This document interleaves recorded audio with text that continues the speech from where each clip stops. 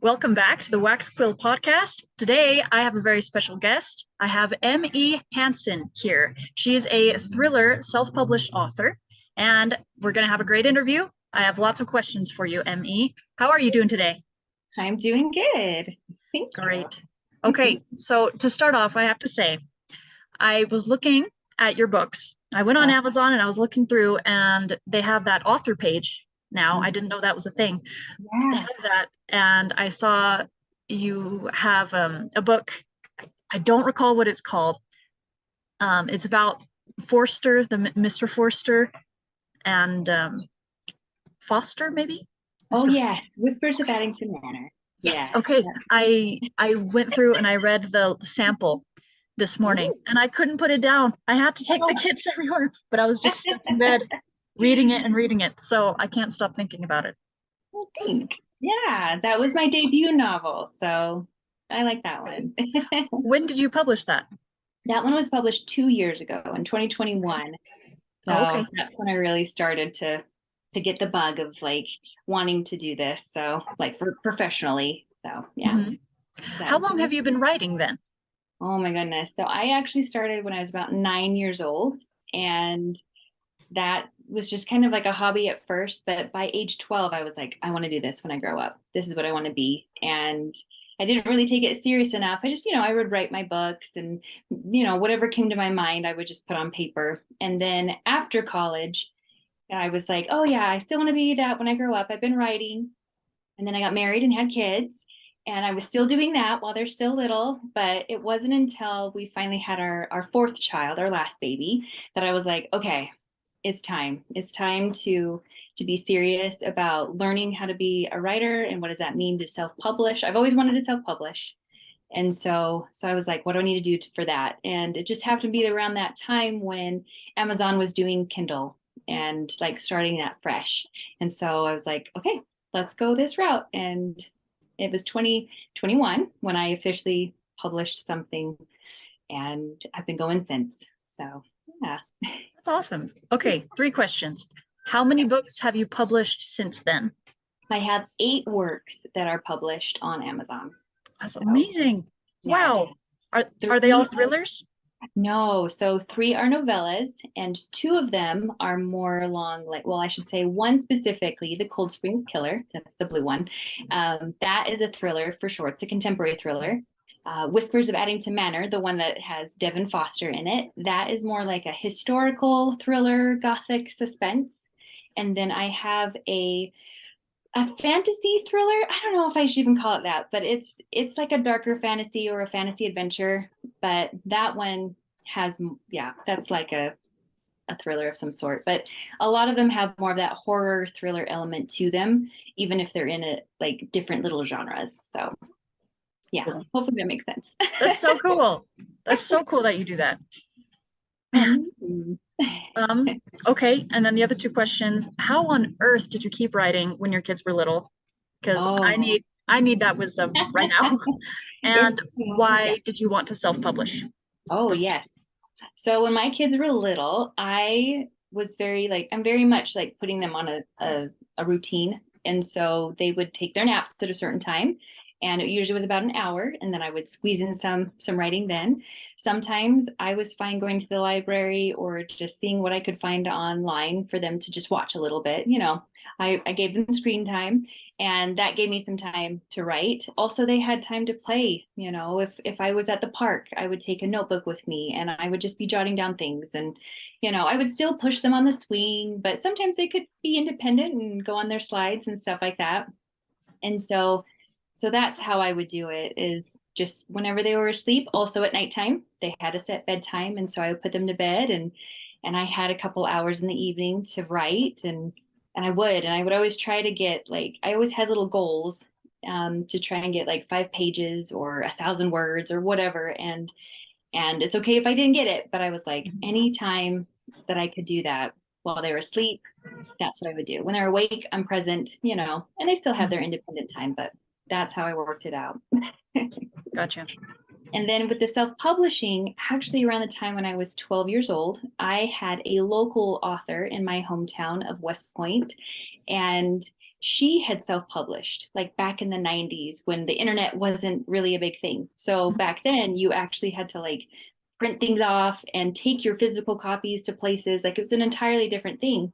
And I remember interviewing her and just thinking, that's what I want to do. I'm willing to put in the work. That sounds like a lot, but I'm like, I can do that. You know, as a 12-year-old, we think we're invincible, but I was like, I can do it and take on the world and whatever. And that was the thing, because I knew I would struggle with either rejection from traditional publishing. I did try it at age 13. I tried to submit a little sci-fi horror to a company, and I realized I was submitting a novella to a magazine, and they didn't specify that they were a magazine until like the third time that they had rejected my work. And I was like, oh, okay.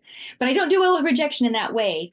And I can take feedback and everything, but I was also really stubborn as a human being. I was like, I'm determined and I want to do certain things.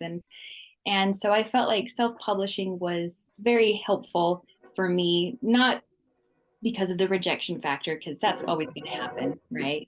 But I just felt like self-publishing was the route for me because I'm so precise with every little detail of everything. And that helps me to feel a little more in control of what I can do as a writer, what I can say as a writer.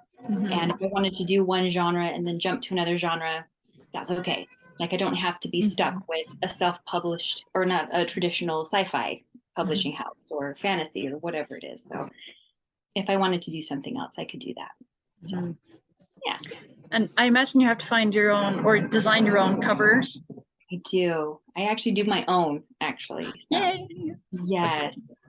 So that was helpful with my major. I had majored in technical writing, and that exposed us to like Photoshop and InDesign, the Adobe suite. We got to do that in college. And so I was able to figure out how to do all that. And that helps tremendously in saving some money and stuff. So yes, I do design my own covers, whether they're good or not. I'm like, it's me. It's just how it's going to go. So until I can afford a professional, I'll just pretend I am one. That's great. That's really cool. That's, I think, what I want to do is design my own covers, because I do have an idea. I have a specific idea for each story. Oh, I want it to look like this. Yep. I do need to apologize to you. I'm in Mexico City, and the best sound I can get is actually being outside. So that's why you heard the train go past and the motorcycle. This is the best I can do. It adds the aesthetic. It's all good. Okay. Yeah, it's ambiance, right? Okay. Yes, awesome. Okay. Well, yeah, I'm sorry about that. No, you're fine. So how does this, what writing method do you use? You said you write on notebooks while at the park. Do you handwrite your stories? Yes. So I start with drafting them out in notebooks. And I used not to do that. I used to just type it up and be fine with it. But as I'm getting older, I find that I get more distracted when I'm just typing up that first draft. I'll want to like check the internet, or I'll want to delete everything. And I find that after I was studying Neil Gaiman and his process, he talked about how he would draft out that first draft by hand, and he would isolate himself to do that so there's no distractions. And I love that. And so I actually did that for The Thief's Betrayal. It's my fantasy book. I wrote that out, the first draft, all out by hand. And then I went back and I started typing it up and adding more and stuff with the editing process with that. But I find that that's a lot easier for me. And for whatever reason, it's like writing by hand, I can go. I just get in that flow much faster, and I'm not overthinking things. And I know that even if I had to cross out a sentence, I could still go back and say, actually, I like that sentence. And then just make a little note, as opposed to deleting it and then it's like gone. And so I do enjoy writing by hand first, and then just adding everything by typing it up later. That's cool. Okay, I'm glad to hear you say that. I love doing the first draft by hand for that same reason. And you can take little snippets of time more easily instead of turning the computer on, waiting for it to load, blah, blah, blah. Exactly. I can take my notebook everywhere, my laptop not so much. And notebooks don't run out of batteries either, so that's helpful. Pens out of ink, but notebooks not out of battery. Do you just use ballpoint pens? just whatever I can afford, honestly, anything at the dollar store, that Mm. doesn't run out of ink Mhm. so quickly. I've gotten into fountain pens, and you can get some cheap ones, but Yeah. oh, they're so much fun because you can change the ink colors Yes. and you don't That have is, to put so much pressure on so your hand doesn't hurt. I know, right? Or they like you get that little like black spot, on your, yes. It's That you wear with pride, of course, but it's still there exactly. And then you like rub your face and you're like, oh no, whoops. everywhere. Mhm. Yeah, Mhm. so cool. Sorry, that's the garbage coming by. Oh, no problem. I love it. Um, okay, so who is your biggest inspiration? Oh my goodness. So I actually have a handful of them, but in the last couple years, I have been studying Neil Gaiman first and foremost. I love his just how casual and poetic he sounds. It sounds weird, but I love how his style of writing is, and just his process in general. I've really appreciated that, and then I've also enjoyed Stephen King, but I mean, his works, they're a little more edgier than I can anticipate. There's some things where I'm like, oh, I'll not finish this one, but it's fine. But I actually love how he also goes about writing his process and how, first thing in the morning he writes so many words and things like that. And I really appreciate that. And then I've actually enjoyed like Dean Koontz and R.L. Stein as well for their humor Okay. and Uh-huh. how they set up a scene or how, they can broaden their works. R.L. Stein's more for the youngsters or for the teens, but I love how each of them have their individual style, but also how they go about their process differently. And I wish there were more female authors that I, would like gain inspiration from. I'm trying to read them. I've read The Giver from Lois Lowry, and I love that too. And I'm like, but that's more for her storytelling. And so but definitely Neil Gaiman. He's been my favorite go-to. If I'm feeling stuck inspirationally, I'll just turn on one of his like audiobooks or anything that I can find and just listen to the flow of how he writes and reads, and then that kind of helps get my creative juices flowing again. And I'm like, okay, I like that sentence, or I like how he set up that scene, or put Mhm. that visual in, or whatever it is. It's like just really Neil Gaiman. Nice. Very nice. Yeah. Okay. What has been the biggest difficulty that you've had to overcome as a writer?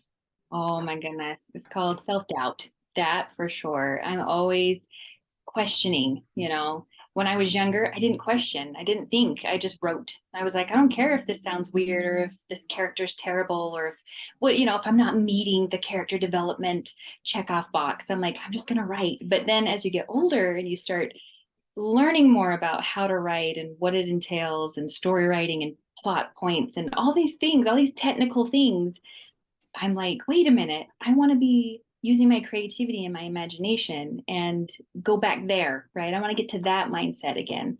And so it's a conflict between trying to be technical and meet all the beats or whatever, and then be creative and explore and take 5 pages to talk about my world building experience or my writing, or like, the magic and how it works or whatever. And it's like when I'm in that process of going between those two, the self-doubt comes in and I'm just like, oh no, you took 5 pages to talk about your magic system. You need to lower that down. There's too much exposition, and then I'm like, but no, I want to like have this is important. And then I start doubting and I start second guessing. And then the next project I'm working on, I'm like, did I do this right? Is this sounding okay? Is this working? Will the people like this?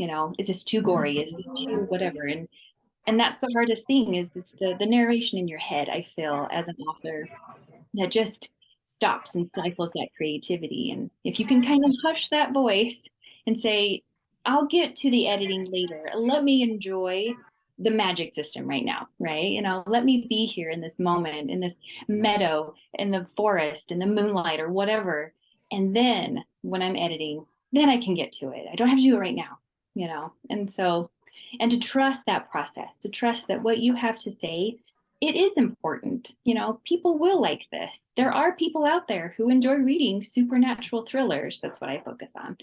And and it's okay. I don't have to be embarrassed that I write about monsters sometimes, and to have that confidence that, yeah, what I have to say is important and what I have to write will be helpful. If not anything, entertaining, because that's first and foremost, I think one of the fun things that we get to do is to entertain and to bring people away from their normal, typical lives and let them just sit with us to some degree in that meadow, in the forest, in the moonlight. And I think that's the beautiful thing about being a writer, but also I just have to have that confidence in it. So self-doubt is my hardest thing about being a writer is, yeah, that. I feel you. Yeah. How does that play into when you give your book to beta readers? Oh my goodness. Oh, it's a leap of faith, that's for sure. I usually tell my beta readers up front that it's not professionally edited because it's not. And so I remind them that it's whatever they have, their first impressions that they have. And I do give them questionnaires and stuff, but I move forward with that because I tell myself if I want to be a better writer, if I want to be a, if I want to be taken seriously, I guess, as an author, I need to give myself, yeah, I'm not myself. I have to give my works away. I have to have people read it and give me their feedback. And as long as their feedback doesn't take me fully away from that plot, it's okay. It's okay if they say, well, this was slow, or I hated that thought, or that villain, even though they were right, I still don't agree, or whatever it may be. And that's how it is. That's what you need to do is if you want to grow, you got to be uncomfortable with doing that, putting yourself out there. And so when I do beta readers, I definitely am like, okay, I hope they like it, but I remind myself it's okay if they don't. And if they don't, why? And what can I do to, kind of improve or decide if what they don't like is that important, because they can also not like the fact that they're a redhead, like I just don't like redhead or whatever it is. But I had one beta reader that for the Cold Springs Killer, she was like, you had a teenager that got traumatized. They saw a monster. They're not going to go back into the forest. And that was literally like 75% of my book was this character going back into the forest and facing his fear. And I was like, oh, you know what? She's right. I need to pick a different character that isn't afraid to go into the forest because it was crucial that they go forward. And I did. I had another character in the story, thankfully. And so, but then that was an additional like 2 months of reconstructing and going back through and then making everything kind of fit in the way that it needed to. But I love that she said that because I was like, yeah, that I agree with that. And so you also have to be willing to take that feedback and to go with it and to change. And it's a process. How do you choose your beta readers? Oh my goodness, prayer. No, just kidding. Well, No, I I have prayed about it. No, when I was first starting out, I really actually did pray about it. Because I was like, I don't know who to ask and I don't know where to go, right? I was too scared to go online and ask strangers. But I was like, it's my neighbors. Like they're gonna see me at least once a month, or not once a month, once a week, at church and stuff. And I'm just like, oh no, what am I gonna do? What am I gonna do? They're gonna think I'm weird. And so I did. I prayed and then I paid attention to like the names that would pop into my head and then I would just send a text and I'd be like, I wrote a book, this is what it entails, are you interested in reading it? I need it read within like so many weeks. That's it. You don't have to do this, but if you would like to, let me know. And luckily I was able to get that first round for Whispers of Addington Manor this was what I did for that my debut book. I got about 5 of them that were totally on board. And it surprised me because I was like, oh, okay. And they were great. They actually gave amazing feedback. They were very good about, telling me their honest opinions and stuff. And so that gave me the confidence for that. And because they enjoyed it, I was able to keep them kind of on a list, to say, hey, would you be interested? That was one of the last things at the end of my book. For their copy, if they would be interested in reading other things as well of my works. And I listed out other things, other genres that I would write. And then they would circle which ones they were more interested in. And so whenever I would write in that genre, I then would ask them, hey, you said you were interested. Are you still, can you help me out? And it was a lot more comfortable that way. And as I'm getting more confident with the beta reading thing, yes, I still ask my neighbors, but I still feel weird about it. But I also am starting to get a little more confident in asking strangers on social media. I haven't yet. I'm still debating with this my current work in progress if I'm going to do that. But I was able to do it with like a launch team for one of my short stories. I asked strangers on the social medias, and I was like, this wasn't too bad. It was okay. So I'm slowly venturing out into these things, but typically it was family members. My father-in-law has read everything good and bad that I've written, and he still, invites me into the house, which is nice. Oh. Not that I'm like terrible or anything, but I'm like, there are certain things he's like, I didn't approve of that, or whatever, but he still reads it regardless. And he's very good about giving me his feedback. And my husband reads everything as well, even the things that he kind of cringes at, or, he's a little more sensitive when people get a little saucy with each other. Not that, again, I'm not too spicy, but for him, it's like, they're kissing, honey. It's okay, and he's like, no, I need to turn the page, so it just depends on that. But I do have a handful of neighbors that are very willing and on board, and they're just like, yeah, I'll totally read it, even if you think it's weird. We're okay. We can handle the gore. And I'm like, okay, all right, don't think I'm weird, So yeah. So neighbors for sure, family members, but hopefully soon more strangers. So yeah. I applaud you because I've written first drafts. I'm learning how to edit them because I've written them by hand. I write it and I'm like, oh yeah, it's not good. I'll just write a new book. And I write something else and then next one. So I don't know how to revise at all. Oh yeah, it's a process too. Yeah, I don't know how to do the beta reader thing. I'm interested. You said you made little questionnaires for your beta readers. Yes. What kind of things did you put in there? Oh my goodness. So I just went online and I looked at all of the templates. They're everywhere. You can definitely just Google, beta reading templates or questionnaires. But it really boiled down to pacing. I always would ask them, like, was this chapter slow or fast? And if so, can you highlight, underline where you remembered where it was too slow or got boring or whatever. So that's usually one of those questions. Sometimes I'll do a scale of 1 to 10 with the gore, because there'll be certain chapters that will have a little more blood in them. Thriller, horror writer here. And so they get to decide, 1 being really gory, 10 being nothing, and then they can kind of scale that. Some of the questions are, what happened in this chapter? Because I need to know if they understood what they read, right? And then sometimes I'll ask, what do you think is going to happen next? Because if I if I ended a chapter on a cliffhanger, well, what's going to happen next? What do they think? And my favorite is when they try to predict it and they're right. And then they read it. And then the next chapter, when they're answering it, they're like, I was right, and I was like, yay, I'm so happy. Because I do want them, yes, to question things, but also to be like, I think this is how it's going to be. It's a guessing game. And I love that. That's why I love thriller, because you're leading into that, and then when they have that plot twist or that big reveal, that's the payoff. And that's what I love the most is those surprises in the end. And so I usually try to ask about plot. I ask about, like, who's your favorite character, or what character stood out to you, and I love that too. So I just try to I try to touch upon everything. I even ask, was the setting descriptive enough? Could you tell where we're at in the book? Sometimes I ask, where are we? What's the setting?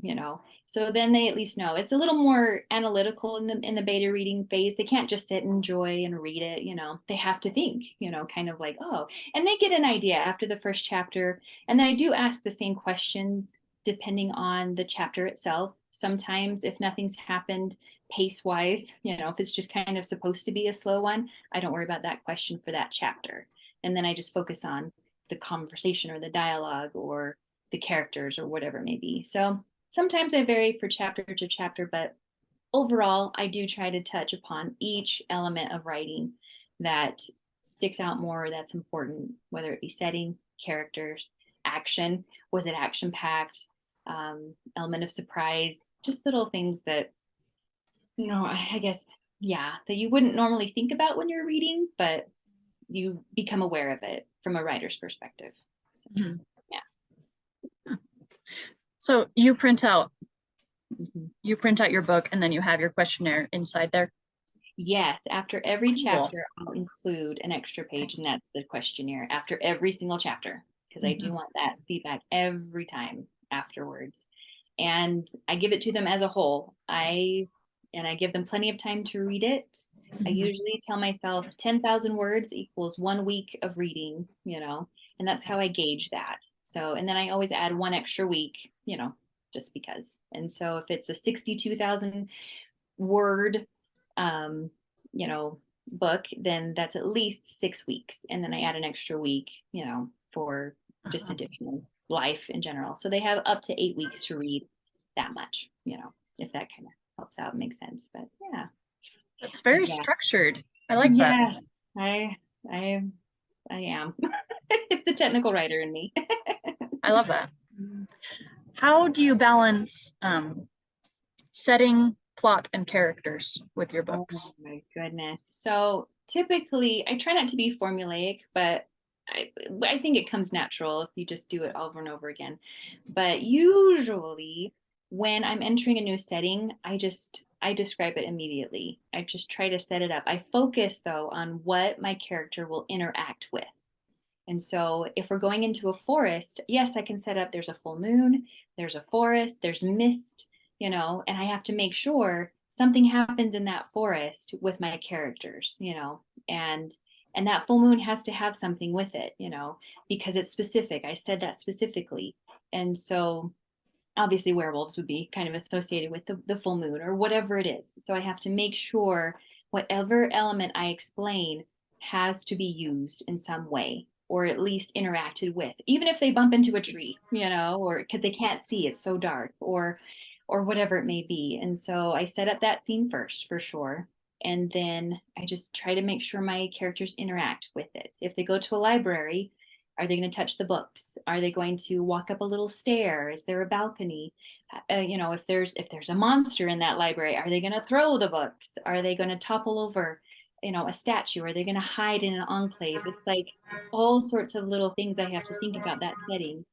So when I describe that, I want to make sure that's brought back to it, back to the reader's idea and thoughts. And when they're like, oh, she mentioned this at first, and now we're seeing that in effect later in the book if they come back to that. So I try to make sure everything has a purpose when it comes to that. And yeah, with the scene, what was the other thing? Characters? Oh, yes, yes. And so with the characters, again, how they interact with the setting, how they interact with each other, and try to make sure that if they're going to say something to each other, it's going to be there's a purpose to it. They can still have casual conversation, it's fine. We can talk about the government of the Regency era. That's great. But what does that have to do with anything, right?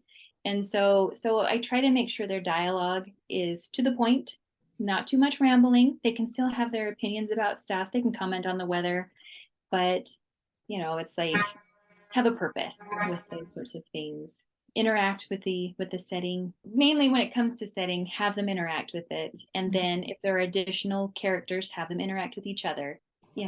How close they stand can be, body language, talk about their body language and how they interact with each other. If you have two characters that do not like each other, are they going to stare each other down, or are they going to like not look at each other, just those little details that kind of add, without straight up saying, well, character B hates character C, and then instead of just, you can show that by how Mhm. they interact with each other. When the one's talking, how is the other one responding?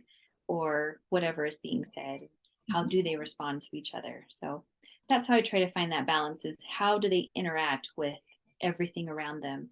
And what key important things do I need to emphasize to the reader that will help them to be like, oh, these people don't like each other, or oh, that Mhm. teenager, he's not really comfortable in this setting right now, he's cowering, or whatever it may be. And that's how I do that. But at what point during your writing process do you focus on the showing instead of telling?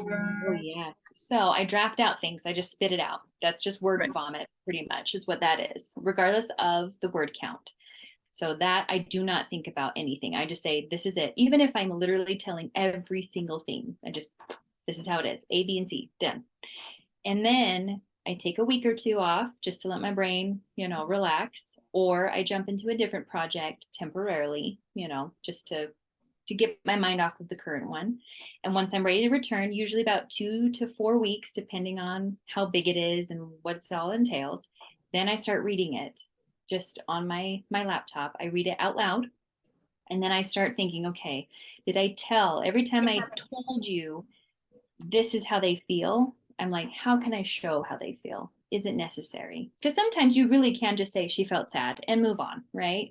But it's like, can this be a moment to start showing that emotion? So I first start with all the emotions. Every time I told you he felt angry, I'm like, okay, can I show that somehow with his body language or even his dialogue?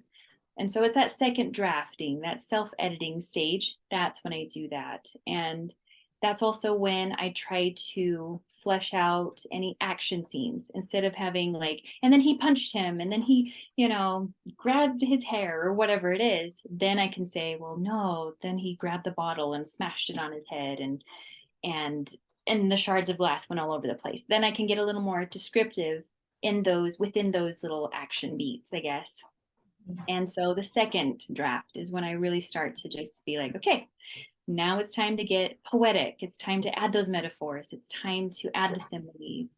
And that takes me, like drafting it out, I give myself maybe 2 to 3 months total to really just like spit it out, depending on how many words I have. I give myself plenty of time. Obviously, it doesn't take me 3 months because I write novellas. They're tiny, but it's usually a month and a half when I can get through that first draft. Then that 2 weeks at break, and then that third month that I would have dedicated to that first, draft, that's when I start. And I give myself another 3 months. I always like to give myself plenty of time to go through these things. And I just keep going. It's almost like the first draft. I don't really look back as I'm adding, the flourishes and showing things. I just like, okay, that sounds good. Let's keep moving forward. Once I've reached the end, again, take a break, take a couple weeks just to let it settle. Then I go back and I read it again before I contact my beta readers. And I read it over again out loud because then I can say, oh, well, I didn't like how I described that. Or, oh, this scene actually isn't working after all. I got to take that out and reconstruct. So that third draft is when I really start to say, okay, am I ready for other people to see it? And if the answer is yes, once I read all the way through it with everything that I'm satisfied with, because you have to have a cutoff sign, you have to just tell yourself, it's good. It's good enough. Let's just go, I've covered everything I need to cover. Then I contact my beta readers, and then I start to either get the print offs or I'll share a Google Doc, depending on where they live. If they live farther away, because I have some friends that live in different towns that I'm like, it would take forever for me to like mail this to you, right? And so they're willing to do a Google Doc and then they can read it and have, they can edit it so they can answer the questionnaires. And that's when I'm ready. So after like the third draft ish is when they officially get to like see it. And when I say draft, I've used that loosely because sometimes I'll go back over in that second draft and be like, wait, I know I'm supposed to keep moving forward, but I really want to describe this again, So every time I feel like I have to reset from the start, I count that as a draft, I guess, but it's a stage. I should say stages. So when I'm in the third stage, when I'm getting ready for that beta reader, that's when I'm like, okay, this is done. This is as good as it's going to get for now. Let's see what they have to think about it at face value. And then I'll take into consideration anything that they suggest or have questions. That's when I can do more in-depth revisions. And if there was something special that I was like, I don't like that, that's also when I can say, just kidding, I'm going to put this in after all, and, kind of move forward with that. So, yeah. I think that's important, having that cutoff point. I don't do that, and maybe that's what I'm missing. Oh, yes. Sometimes you just have to rip off that Band-Aid and say, you know what, it sounds terrible to me, but according to the 10 out of 15 beta readers, it was awesome, or whatever it is. And then you take those revisions, that's the next stage, and you, again, apply what works for your plot, and if it doesn't, it's okay, ignore it. And then that's when, once I'm satisfied with my revisions of the beta reader stage, that's when I contact my editor, and then she gets to read over it. So, and again, before I give it to her, I read over it one more time. You're going to read this all the time. So you're going to have to love what you've written. And then I'm like, okay, now you get to work your magic. And she does. And then I get to cry for a moment as she gives me all of her revisions. And I'm like, it's okay. I'm doing this because I love it. And then I read over it. And again, I get to choose, though, even in that stage, I get to decide, do I want the suggestion that she makes? Is it going to improve my writing? Is it going to make me sound good on paper? Let's be honest. Editors make you sound amazing on paper. Even the professionals have editors that, may have said something or wrote something or suggested something that they're like, okay, that makes me sound better. Let's do that, or whatever it is. And so I definitely take her into consideration because I'm paying her for starters. But I also have to be true and authentic to what I want to say with my writing and my characters. So that's even then in that process, I'm balancing out what do I accept and what do I reject. And I don't really reject a lot. She's actually an amazing editor. And so I probably would reject maybe 10% of what she suggests, because there are some things where I'm like, no, I'm going to die on this hill. This is how it is, Mm-hmm.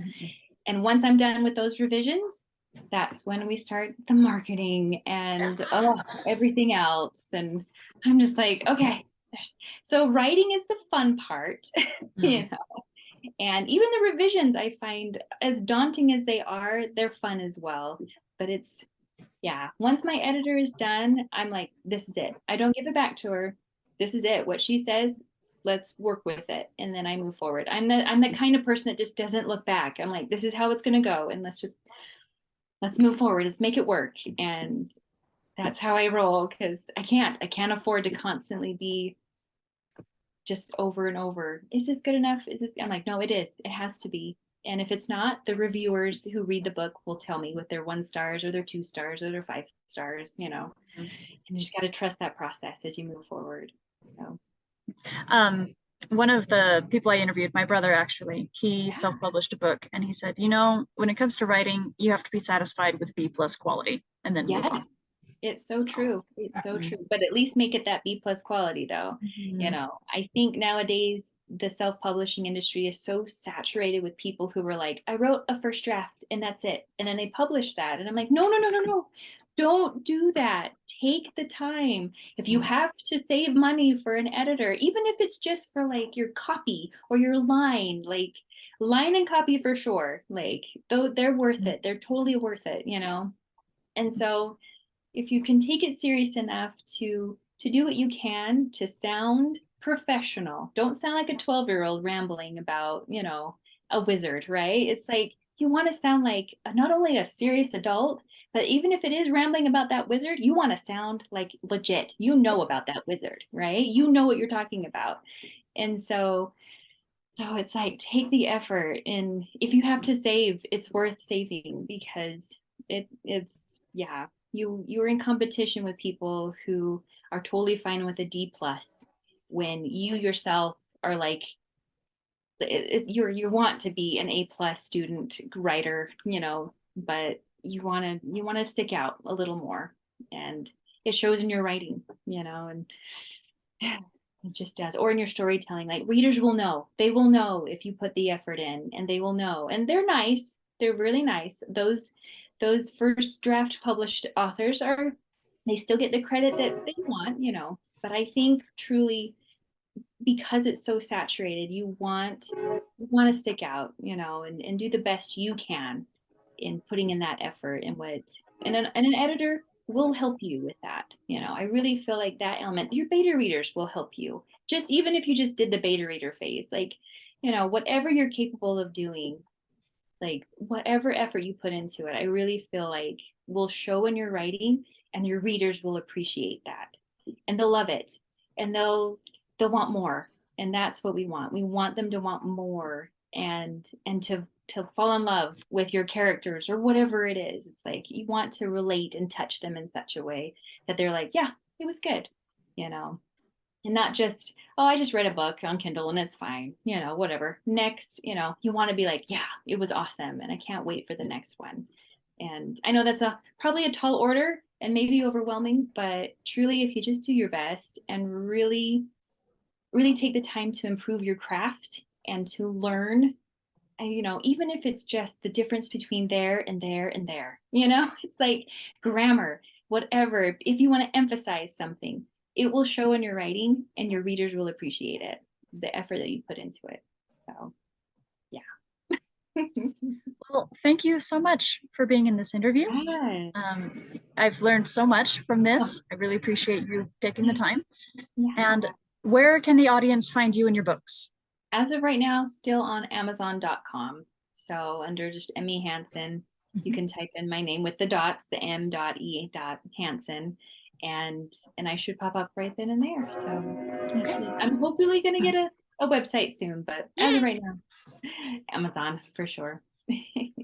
Well, thank you so much, and we'll see you next week.